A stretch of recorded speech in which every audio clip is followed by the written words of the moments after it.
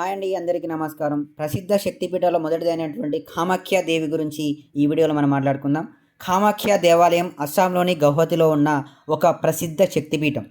ఇక్కడ అమ్మవారిని యోని రూపంలో పూజిస్తారు.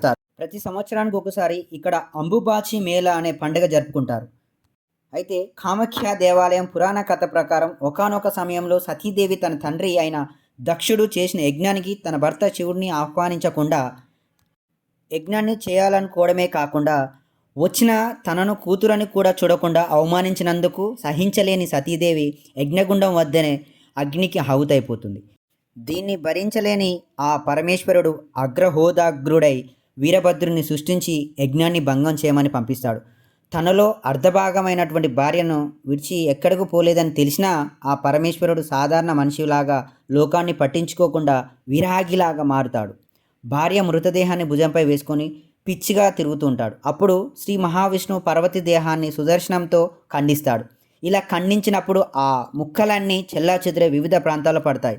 అందులో అమ్మవారి ప్రధానమైనటువంటి యోని భాగం గౌహతి వద్ద నీలాచలంపై పడింది.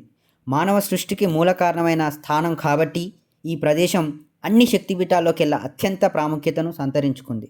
అంతేకాకుండా ఈ పీఠమే అన్ని శక్తిపీఠాలకు ఆధార స్థానంగా భావిస్తారు. అలాగే ఈ శక్తిపీఠాన్ని మహాయోగ స్థానమని పిలుస్తారు. అలాగే నీలాచలంపై దేవి యోని భాగం పడి ఆ పర్వతం నీలంగా మారిందంటారు. ఈ రాతి యోనిలోనే కామాఖ్యాదేవి నివాసం ఉంటుందని ఇక్కడ వారి నమ్మకం. అయితే కామాఖ్య ఆలయంలో ప్రతి సంవత్సరం అంబుబాచి మేళా అనే పండుగ జరుగుతుంది. ఈ సమయంలో అమ్మవారికి ఋతుక్రమం వస్తుందని, ఆ సమయంలో ఆలయం 3 రోజుల పాటు మూసివేయబడుతుందని నమ్ముతారు. అలాగే నీలాచలం పర్వతం గుండా ప్రవహిస్తున్న బ్రహ్మపుత్ర నది ఈ 3 రోజులు ఎర్రగా మారుతుందని, అలాగే ఈ 3 రోజుల్లో యోనిశీల నుండి ఎర్రని రక్తస్రావం వస్తుందని, అది అమ్మవారి శక్తిని సాంకేతంగా భావిస్తారు. ఆ నీటిని భక్తులు తీర్థంగా స్వీకరిస్తారు. కామాఖ్య దేవాలయం 51 శక్తిపీఠాల్లో ఒకటిగా పరిగణించబడుతుంది. ఈ ఆలయం తాంత్రిక పూజలకు ప్రసిద్ధి చెందింది. అంబుబాచి మేళ రోజున అంటే జూన్ 22, 23, 24 తేదీల్లో ఈ భూ ప్రపంచంలో ఉన్న ఏ ఒక్క పురుషుడు కూడా ప్రతి ఒక్క స్త్రీని పరదేవత వలె చూసుకోవాలి. ఎవరు కూడా తన మాతృత్వాన్ని తాకవద్దు. ఎందుకంటే ఈ జగత్తులో ఉన్న ఆడ అంశతో పుట్టిన ప్రతి జీవరాశి కూడా ఒక ఆదిశక్తి అమ్మవారే కనుక ఎవరు కూడా స్త్రీ మాతృత్వాన్ని తాకవద్దు.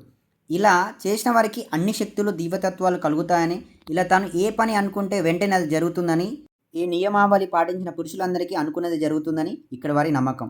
So thank you so much for watching. ఇలాగే మరిన్ని ఇంట్రెస్ట్ వీడియోస్ కోసం నా ఛానల్ సబ్స్క్రైబ్ చేసుకోండి.